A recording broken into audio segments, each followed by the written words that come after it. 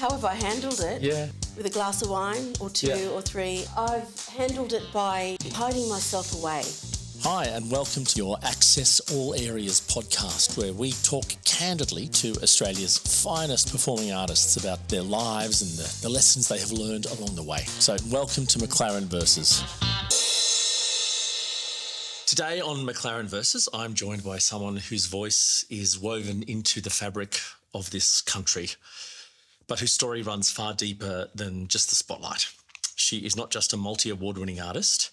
She's a mother, a cultural ambassador, a storyteller, and a woman who has walked through this industry with grace and strength and fierce pride in her heritage. From the shores of the Torres Strait to the biggest stages in this country, she has given us unforgettable songs, powerful performances, and a legacy that goes beyond entertainment. It's about representation, resilience, and heart. ChristineAnu, thank you for being here today. What a very moving introduction, my God. Lovely, thank you. Great, and we'll wrap it there. Thanks, everyone. We've done it all. It's been a while. It has. And now we're here going McLaren Versus. Here we are. And I'm thinking Versus, hey, you know. And then we start like that, right? I mean, it eases you into a false sense of security and see where we are. All right, cool. Where we land. You have had and continue to have a really diverse career, which I want to talk about, of course, but a lot of people first came to know you through platinum album, Styling Up, and My Island Home, which, correct me if I'm wrong, this is the 30th anniversary year. Yeah, it is. It is. And that song has now been put into the National Sound Archives as the sound of the... It is. It was actually 2016 when that happened. Yep. And I guess that's kind of my question is, what does that feel like to have something that you have done that 30 years later has stood the test of time and is still so celebrated?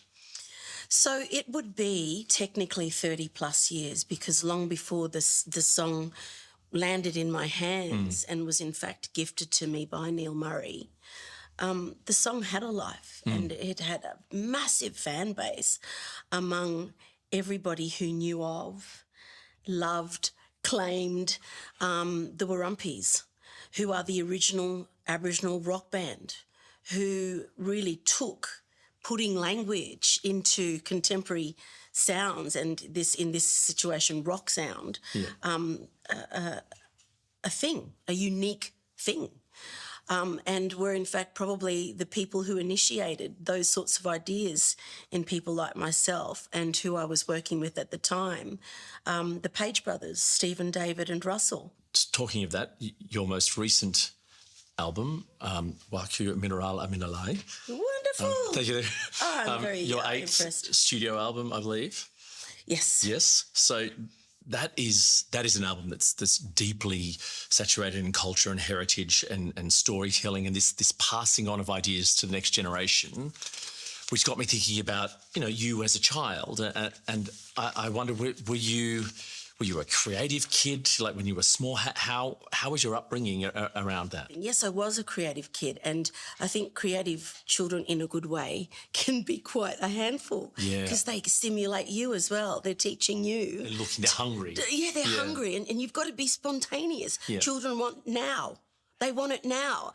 And I think just that ability to collaborate and be nurtured at the same time by a carer, it's where it's fertile, isn't it? It's where it's abundant with all of these things if it's being nurtured in the right way. And yes, I was with the right individual, my mum, to do that. And yes, I was like all of my brothers and sisters, quite inventive even. Yeah. And did your family have at that age any like sort of performers within, in all senses? They don't necessarily mean professional, but like, singers, dancers, like, was that big in your household? Our culture, all Pacific culture, Melanesian, Polynesian, Micronesian, everything that you do is with song and with dance. You practice your life. It's a cultural practice to be performing. Ingrained. So, Ingrained, you know, to be performing at a certain level, whether you're going out and catching food and then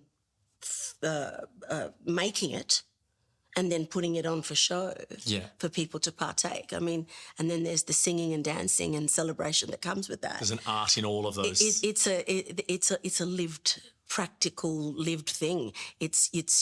One comes with the other. Yeah. It's not now it's someone's birthday, let's sing a song that says it's their birthday. This is in everything we do kind of thing. It's an acknowledgement of what has brought that to here and then what will take it from here to there. All of it is acknowledged, it's validated and it's celebrated. So I think what I do is an extension of who we are, who I am. You started... I guess professionally before with Bangarra before you were recording albums, but you also did vocalisation as well as dance. Is that correct? You sang with them as well a little bit, or was it mostly dance? Yes, so a little bit. So David, the Page brothers, David was creating music for the dance pieces, and when he wanted to break it up with his voice, he'd be, you know, sourcing what was around him, and often that was myself or just up-and-comings in the community. Alice Haynes comes to mind, Urshleyovich comes to mind,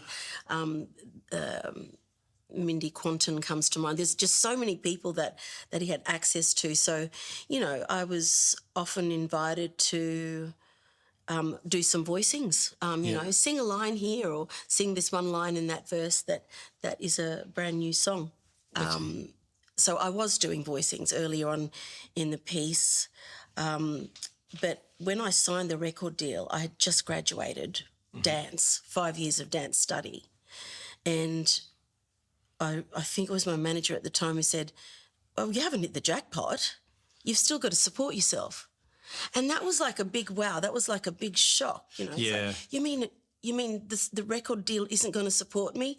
No, you still have to support yourself by making the music. Yeah. That becomes something that's successful that then feeds you and your family. Wow. So it was one thing to be, you know, supported with a record deal, but you got to that deliver. wasn't my funding. I had to deliver that. Yeah. So working with Bangarra was the way to do that. Yeah, great. Until the work became too much, and I was asked to follow it. Yeah. And if it doesn't work out, you can come back in this direction. Exactly, in this direction. But the work kept on happening and so on. Do you think it was, you know, working somewhere like Bangarra when you first, I guess, are moving into the industry, a wonderful, wonderful company with a strong sense of identity. Do you think that helped you find your voice in that sense and your sense of self? Or do you think you had that already, like from family and growing up? I wonder when you came to the comfortable sense of who you are in your skin. Which has only just happened, I think, this morning. But no, what if I said I already had all of those things? You've just got to be in the right place, in the right lived experience for it to be extracted. For it to make sense or something. For it to come, you know, point you in the right direction. Because I didn't know I had all of that until I was doing things way down the track. Yeah. That I could lean back onto. So, you know, writing my first album with David Bridie and then writing Waku with David Bridie, the second album realises all of the direction that we were trying to take back then. Yeah. And that album informed the one that we did just recently, and vice versa. But I think that I already had a very strong grounding, and sense of identity and who I was. But when I went to school, it wasn't celebrated. Being black wasn't celebrated. My culture was never talked about. Yeah. We never did Welcome to Country. Is that in Cairns, by the way? You went to high school in Cairns. Had you gone to Cairns? So I was going to boarding school in Cairns and boarding school in Rockhampton. Yeah. So it was only ever boarding school. So you had to go to high school. You had to leave the Torres Strait. Yeah. Celebrated people were people who were boxing. Lionel Rose, Yeah. Tony Mundine, people who were playing tennis, Yvonne Goolagong-Cawley. Yep. They seemed to be sports seemed to be something that was really too hard, an extracurricular, too hard because we didn't have a car. We just my parents weren't financially stable on their pensions and stuff like that. So it was really, really not an option. It wasn't an option. Yeah. I didn't see that as the future. Yeah. So you end up. I end up being in a dance course, and during that time, the dance students are saying, "Well, her mother is from Saibai Island. We should get her up and be teaching." So just things that sort of just came through by mistake, not mistake rather, but I found myself in positions where I was talking about cultural stuff and it became known. And so one thing would lead to the next, 2025 is a very different environment to when I was starting out in the arts. Yeah. When we stand in a circle to introduce ourselves, we say that we're from, I'm a Torres Strait Islander from Saibai Island. My clan is Samu. And those things Never happened.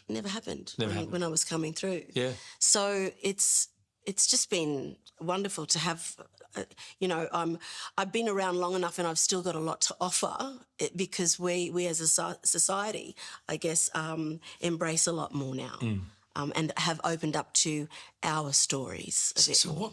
What do you think our role as artists is then in 2025? Wow, the first thing as you were asking the question that came to mind was the truth. Mm-hmm. Art is the truth, but art is also subjective. So your truth and my truth about the one thing. You're a white man living in Australia, and I'm a black woman living in Australia. We're our age. We're from the same era, but we'd have a very different story to tell. I think as artists, we need to tell the truth, and be true to what that is. And it hasn't always been smooth sailing. Not everyone wants to hear. I think I was saying things that people weren't ready for back in the day. Yeah. I was reading social media. One guy said, yes, went to see her on Lindeman Island, and she started harping on about her people and this, that and the other, and I had enough, so I just left. That was back in the day, and I was pregnant with my son who turns 29 this year. Yeah. So 29 years ago we're talking about. So I was still talking the way that I talk now, way back when. It's fair to say that you occupy a particular place in our culture now. Like you're not 20, you've been Thanks around. for reminding me. You're 30.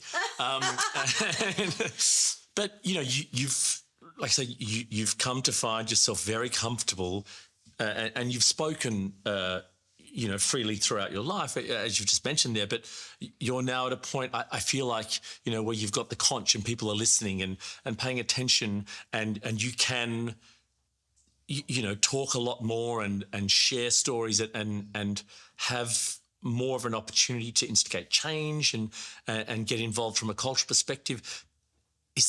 Do you feel a responsibility in that? I think the older I've gotten, I'm grateful for still being around, still having a stage, an audience and an opportunity to speak my truth. And that responsibility is to make sure that it's always said with an easy rod, not banging, but also in saying sometimes the harshest things, you say it in a way that people regard it with respect. They may not agree with you, but it's not what you say, it's how you say it. And I think that's what I've when I've stuck around for as long as I have, it really is about, one, time's my friend, and two, it's not what you say, it's how you say it. And as long as you come to people with, we're not all going to be on the same page all of the time. You can't please all of the people all of the time.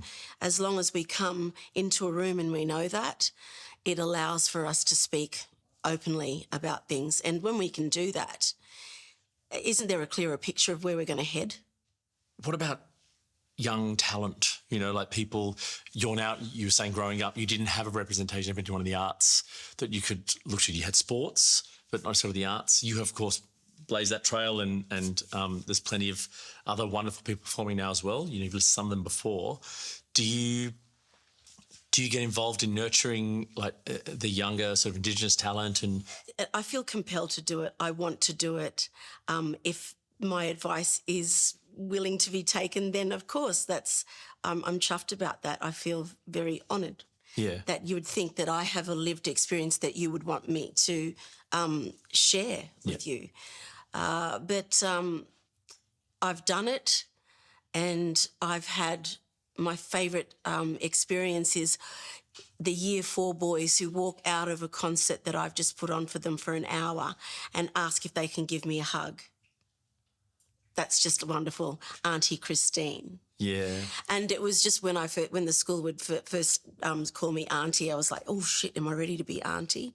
But that was a few years ago now. Now I think I'm just like, I am the old duck on the corner now in the production. So I am naturally Auntie Christine now, but I love it. I love nurturing. Oh, wonderful.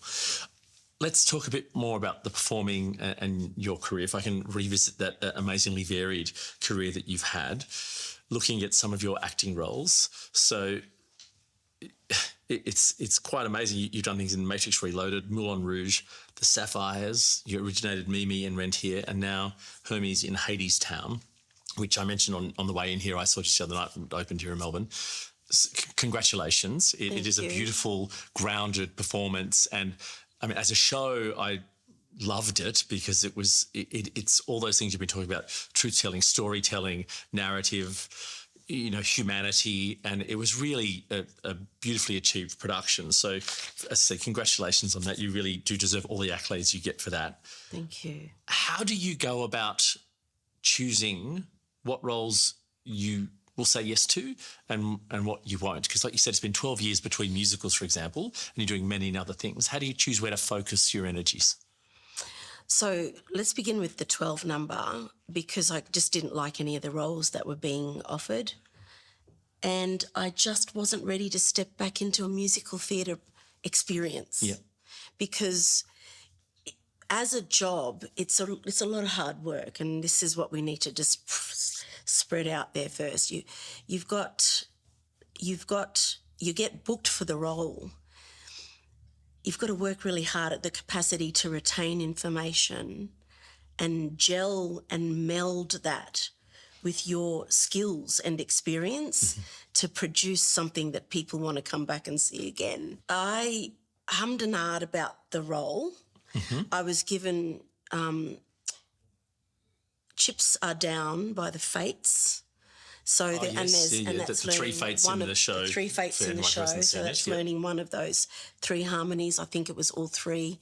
I was running out of time. So I live in Central Queensland now, and if I'm flying into New South, into Sydney, we try to bang out as many things to do on my to-do list while I'm here, while I'm in Sydney. And I went around to my daughter's friend's house. It's a share house situation. It's lovely sitting there amongst all of these young women and listening to their conversations and feeling like, oh, I remember being young, like you guys as well. And then the subject came up about why I was in town, and then Zippy likes to talk for me a lot, so she did all the talking, and she's a good talker too. I taught her that. So we talked about auditioning for the role, and I felt, I was being very honest about my personal feelings about going into another musical theatre show. I don't know enough about it to give. Yeah. anything. Yep. So they said they hadn't seen the show and wanted to. One of the ladies in the room said they hadn't seen the show, but they owned the Grammy Award winning album, Yep. and absolutely loved it, and could imagine that if this musical was built on a concept album, which is how that show started. Yeah, just how it as started, you know, right? The music, right? The music itself, and then the story. Just everything about how it came about really spoke to me as an artist, and just where you delve into to pull out pieces of everything that you possibly can to explore, because you have to be exposed and be very, very vulnerable to go to those places to create. And we were talking about Hadestown's opening number and the closing number being the bookends of the story, and the narrator. And I thought, a narrator is it's not really that big of a role. But then again, I could do the chunks that I have to do, and then wow. I went and auditioned. I listened to the music that night, and I just thought, this is just insane. This music is gorgeous. It's really, it's my type of music. The stories in the songs and the melodies just are so evocative. They linger as well. Yeah. They kind of get under your skin. They do get under your skin, and you can still find yourself an hour later humming something, and that says something big to me. Okay, so what is it? And I started to go into this rabbit hole overnight before the audition, and rocked up there, and everything that came out was partially the song and partially a lot of questions about, so what is this character like? Where are we? What's the world look like? And all of those sorts of things. And it's got to be something that makes me that excited to make me go, oh, I've got to do this role and give it everything. I don't care if I do an ugly cry face. I don't care what it makes me do, but I'm going to leave it all on the floor. And no audition makes me want to do that as much as this one did. Yeah, wow. And by the end of it, I invested. I put a lot of all eggs in the basket. Yeah. And thought, I don't care if I don't get it. That whole experience was worth really, it in its really own worth right. it. Yeah. And then to get the call months and months later when I'd completely forgotten about it. And in these situations, if people want to know, no, you don't usually get the call to say, sorry, you didn't get the part. No, you don't. It doesn't happen like that. You just see someone else announced and you think, oh, wonderful, great. You do. Like, yeah, it's crazy. And it is, happens. like you say, it's often months, because there's something like that, a big Broadway show. There's internationals who have to get involved in the decision making as well. Tapes get sent everywhere. People have to discuss everything. It's people not who you've not met, names that you don't know. Producers are often, you might see the chosen faces, but producers can be a whole bunch of people behind there investing in this product, and who all have a say in you being that choice. Yes. There's a lot of people who've made a decision to put you in that position to be booked. Yeah. It's it's bums on seats. It's an investment, right? Oh, it is. Absolutely. It's money. It means something. And you just go, wow. And I remembered when my manager was visiting her family in Atlanta, she calls me from the living room, and I just remember thinking, because I just found out that, Mum wasn't going to get any better. The second fall was really not going to, it's just a matter of time. We were just in this palliative world. My brain was in palliative care mode to even really understand the gravitas of this. Yeah. And then when Mum passed and having to learn the show, I just really found how they're symbiotic. Yep. My grief, dealing with my grief and learning such a new role that is so full. Yeah. And did it help you process that grief, do you think? Well, yes and no. Because when you're grieving, you're full of it. And you can't absorb really a lot of things. They fall off, they deflect.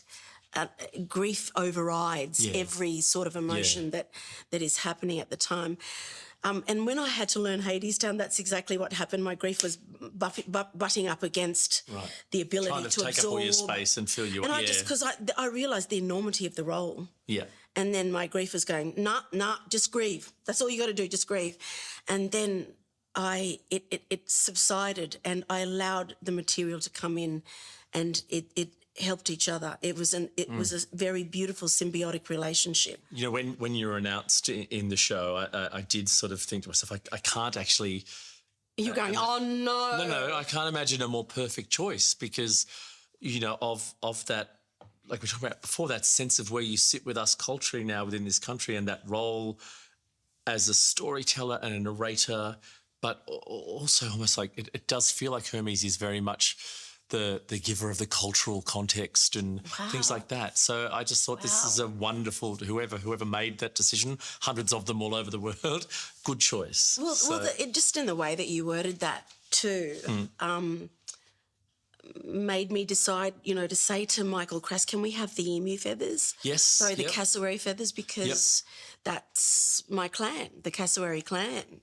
And it'd be great for Hermes to wear the clan feathers, you know. And Hermes, I would typically have thought was a male god, but Hermes is neither male nor female. I just loved that idea as well. There's just so many things about this story that is just so current and reflective of who we are as the human race. Have there been any roles that have sort of scared you and you've hesitated? All of them. All of them. We would be crazy to think that there isn't something scary about what we're about to tackle, because you're not just telling somebody, it's not just somebody else's words and a story that somebody else crafted, but when you put yourself into that place, you have to take something out of there and plug it into yourself. And then all of a sudden there's this transfusion that's happening between your life's experience, lived life, into that.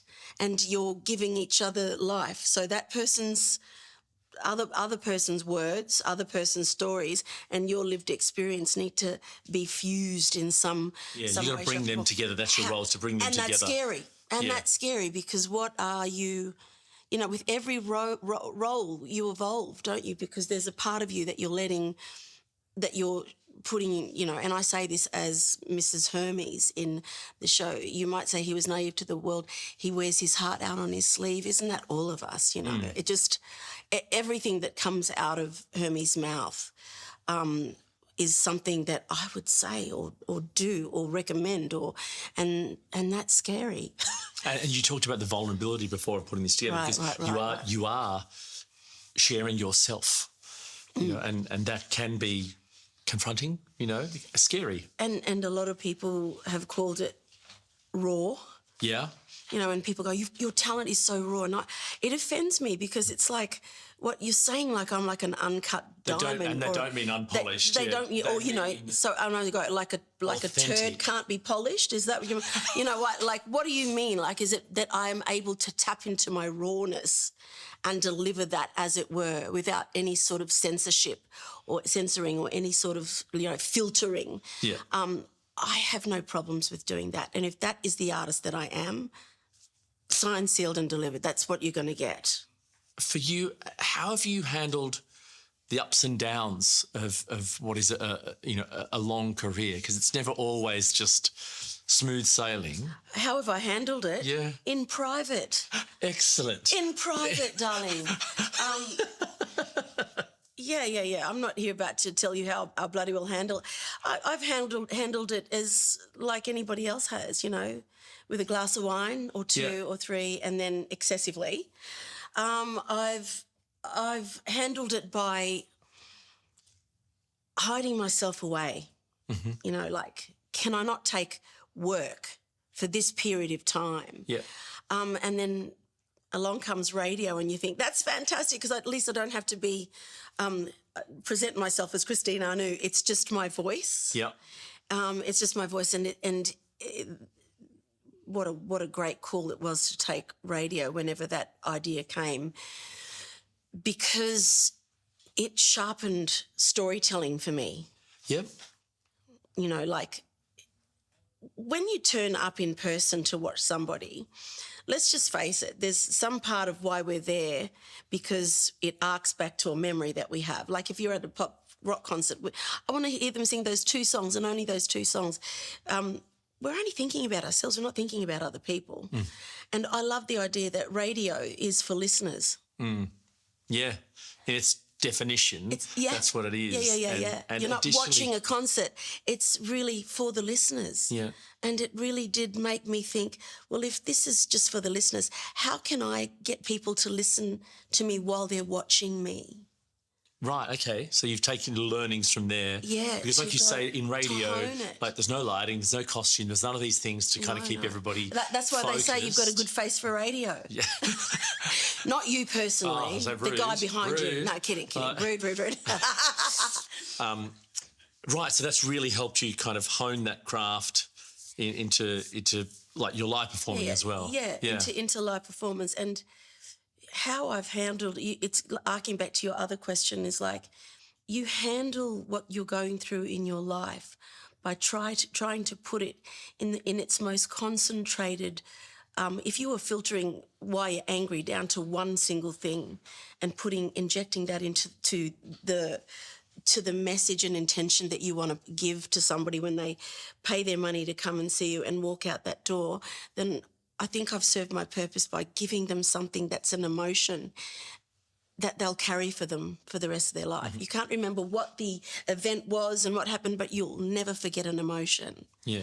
And that's what I find has made me take what's happening in my life and just directing that specifically into how I can tell that story that night. We were talking earlier, before you arrived today, we were talking about storytelling and its ability to enact change, right? In terms of that idea of saying, well, I can come at you with a bunch of facts and science and this and that and the other, or I can wrap it in a story and I can get you to feel something emotionally connected to this because it's going to stay with you longer. It's going to, like you were saying before, be more in your memory. And so you have, as storytellers, we have this power to connect with people in a very different way. And, you know, and I think it's an honour to sit in that space. Oh, it's an honour to have. It's an honour and a privilege to make a job out of that. Yes, yeah. To make a job out of that. Yeah. Sort of like the job of storytelling isn't you just arrived at. You've honed it for many years, and you can only get better at it as you hold another person's story dear to your heart. It's a precious story to give. So you think of better ways of parceling it and wrapping it up and what it would look like when the gift is unwrapped and you give it to somebody. That is how storytelling is. I can't even think of it in a better way. Any other way, yeah. It's beautiful. But what a privilege and an honour it is to make a job out of that. Yeah. You know? So across your career, have you been conscious of, if I use this phrase, reinvention or having to diversify, or is it you've just followed your kind of creative heart and personal through line, if you like? Yeah. So everything that I've always done and ever done is because I'm just interested in the person that I am, interested in the next thing that can break out of me. I love challenges, personal challenges, and how they make me shit myself and the fear and all of that motive. It's the biggest motivation for wanting to see how I can overcome that self-critic. Were you conscious of I guess reinvention or diversity, or did you follow? Yeah, it sounds like you just followed your heart through and going. Reinvention's kind of not the right thing. I think necessity to stay alive and survive is one. Yep. you know, Australia's a big country town and compared to everything on the global planet when it comes to the performing arts, but we've got so many bloody good people good at what they do because the gigs come in and they're gone because there's only so much of cap cities that you can go around and do, right? And then that gig's done and then you're moving on to the next thing. And whatever that is, I think you just need to have a lot of, you know, tricks up up your sleeve to be able to. And I think my diversifying was about trying to make those other tricks accessible and easier to draw on if the next gig came around, and it's now extending to this and this and this. So it was the need to survive. Like, I've got to pay the rent and I've got a kid to feed. And if I'm shit at it, I'm shit at it, you know. And have I done shit things in my career? Absolutely. Don't be a judge on a TV show ever again. But like, what would the career be like if you didn't do things that you didn't, you know, you take a punt on yourself and it doesn't work out? Well, failure is not a bad thing. It's not a bad thing. It just means that you've just now harnessed a way that you can do something different, or just leave it all together and move on to and stay in your lane and only do what you know how to do. You've done a lot already. You're not slowing down though. Is there anything that you still really would like to have a go at or can see happening in the future for you? Not seeing happening in the future for me, but something that I'd like to have a go at, because it's like, you know, it's on the wish list. Playing a sport. Finally, full circle, back. We'll get you on the tennis court, you know. See, it's Dad's fault. See, badminton's a little less impactful. That might be easier. Mum and Dad were well and truly into their 50s when my brother arrived in 1979. So Dad was past the let's do martial arts and let's do all this stuff. But back in the day, Dad was taking us girls to boxing matches before this whole sort of PC thing happened.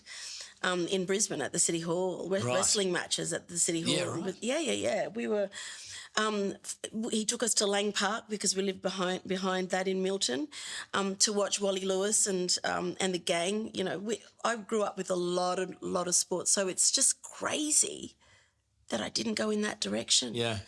That it was something like Mum catching me singing to the flowers that would actually be the truth as to what my future looked like. Yeah. Singing to the flowers. Well, that must be all your precious faces out there in the audience. Oh, look at my flowers. They've come to hear me sing to them. Wonderful. Well, look, I do hope you get the opportunity to you know, run with Kathy, maybe in the Masters. Hey, you know, Kathy, there is a song written for Kathy, because I'm free, after the tattoo on her arm. Yes. Right? Yep. Working with Stuart Crichton and Andy White. And we just sort of were having a really sort of stale songwriting session. And we knew at such and such a time that we've got to head down to a sports bar because Kathy Freeman's going to be running in the 1998 Spain Championships. Right. Yep. And so we just quit writing, went down to, you know, Frog and Toad, or, you know, their ridiculous pub names. Yeah. Elephant and Grapes. Elephant and, you know, Blue Tongue Lizard. But we walked in and just as, you know, got the beer and the start gun, and they're doing all the profiles of all, I think she's in lane 5 or 6, so they're kind of going along. There she is, and we can't hear the TV, but the camera's following up her arm till it gets to around about, oh, she's got a new tattoo. We all sort of went, oh, and it was COSIMFREE, Kathy Freeman, because I'm free. Yep. Just freaking hell. I mean, the conversation that happened the next day was just mind-boggling. Yeah. And it opens, the song opens with a message from the other world to every little boy and girl. Let your spirit fly until the day I let the flag unfurl. Yeah, you know? right. And so that's as close to like sports as I got, running in the Olympics as I got. Conscious of time for you, because I know you're very busy. I normally have 5 sort of very quick little questions I like to ask all my guests to see if we can make some bumper stickers out of life here. First of all, what's the royalties on the stickers? Oh, well, we can haggle about that later. But for now, let's just get them printed. Do you have a mantra that you live by? Stay true to you. Yeah. There's only absolutely one you that's ever been made. That's amazing. That's lovely. Stay true to you. Bang, there it is. If you look back at your influences in your life, who taught you the most important lesson in life? My parents, my mum and dad. And what do you think that was? Don't trust white people. I'm just kidding. That's the snip, that's the grab at the start of the episode. ChristineAnu, don't trust white people. Oh, we're a Christian culture, so it's all of that. Be good to your neighbour, and you know, I've seen my parents have absolutely, knowing that we've got absolutely nothing. Yeah. In our purses, let alone at home, give their last whatever. Yeah.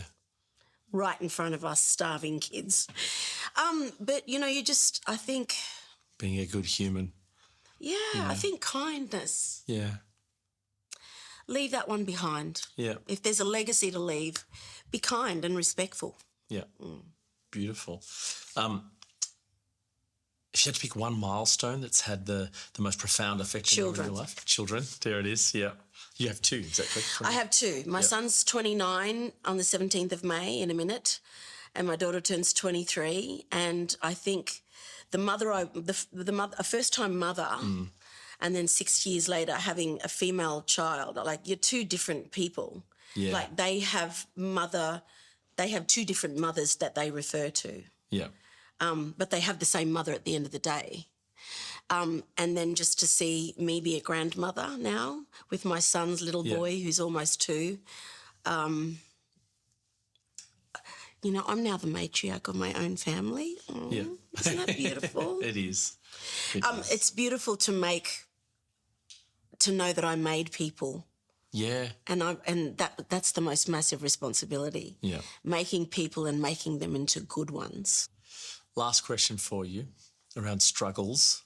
What do you think the biggest thing is you've had to overcome to be where you are today? Obstacle, hurdles, struggles. My attitude is, on the hardest day, drag your ass out of bed no matter what it takes, and turn up for yourself. Well, Christine, thank you so much for coming and talking with me today. I really, really appreciate it. And I thank you so much for your honesty and forthrightness. Thank you. Cannot wait to see the continuing saga that is ChristineAnu. I'm sorry if I answered all over the place, but every time someone asks a question, I see 4 different stories that I could tell. It's beautiful. I love it. And I don't know which one to pick from. But yeah, thank you for your time as well. Thank you. You're welcome. That's it for this episode of McLaren Versus. I'm Spencer McLaren, and thank you for spending some time with us. If you enjoyed this chat, then please don't forget to follow and leave us a review.